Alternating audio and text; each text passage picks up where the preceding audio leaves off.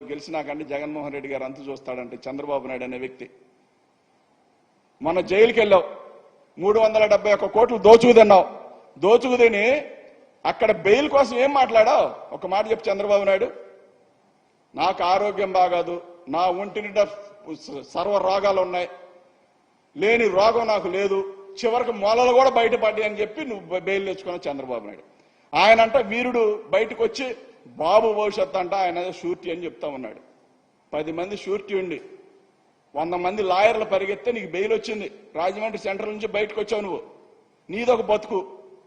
నీ రాజకీయ జీవితంలో, నీ చరిత్రలో నీతిగా ఈ పని చేశాను, నీతివంతమైన పాలన చేశాను, నీతిగా నేను గెలిచాను అని చెప్పే దాఖలాలు ఎక్కడైనా ఉన్నాయా? ఏనాడైనా? పార్టీ ఎవరిది? ఎన్టీఆర్ది. కొట్టుకొచ్చి సీఎం సీట్ ఎవరిది? ఎన్టీఆర్ది.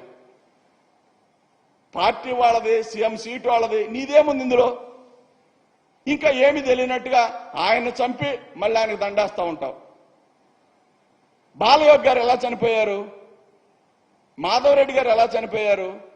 నీకంటే నరహత్య చేసేవాడు ఎవడన్నా ఉండడా? రాజకీయాల కోసం, నీ కొడుకు భవిష్యత్తు కోసం ఈ రాష్ట్రాన్ని తాకట్టు పెట్టావు చూసావా? అది ఎప్పటికీ ప్రజలు మర్చిపోరు. రాజశేఖర రెడ్డి గారు లేకపోయినా, రాజశేఖర రెడ్డి గారు చనిపోయినా ఆయన కొడుకుని ముఖ్యమంత్రిని చేసుకున్నాడు. నువ్వు బతికే ఉండవు, నువ్వు ఇంకా పోలా. నువ్వు ఉన్నా పోయినా లేకపోయినా నువ్వు మాత్రం నీ కొడుకుని ఎమ్మెల్యేని చేయలేకపోయావు. ఏదో ఒక రకంగా ఆశ తీర్చుకోవడానికి అడ్డదారులు 3 శాఖల మంత్రిని చేసుకున్నావు. ఇది నీ బతుకు. రాజశేఖర రెడ్డి గారి ఫ్యామిలీని కించిపరిచే కెపాసిటీ చంద్రబాబు నాయుడికి లేదు. దయచేసి నేర్చుకోవాల్సిన అవసరం ఎంతైనా ఉంది చంద్రబాబు నాయుడికి. అదేవిధంగా రాజధాని విషయంలో మళ్ళీ చెప్తా ఉన్నా, చంద్రబాబు నాయుడు కావచ్చు, ఎవడైనా కావచ్చు, ఎవరితోనైనా నేను చర్చకు సిద్ధం. 24 గంటలు టైం ఇస్తా ఉన్నా.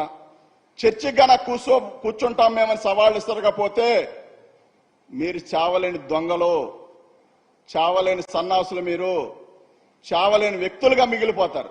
24 గంటలు టైం ఇస్తా ఉన్నా. 24 గంటల్లో రాజధానిలో పలానా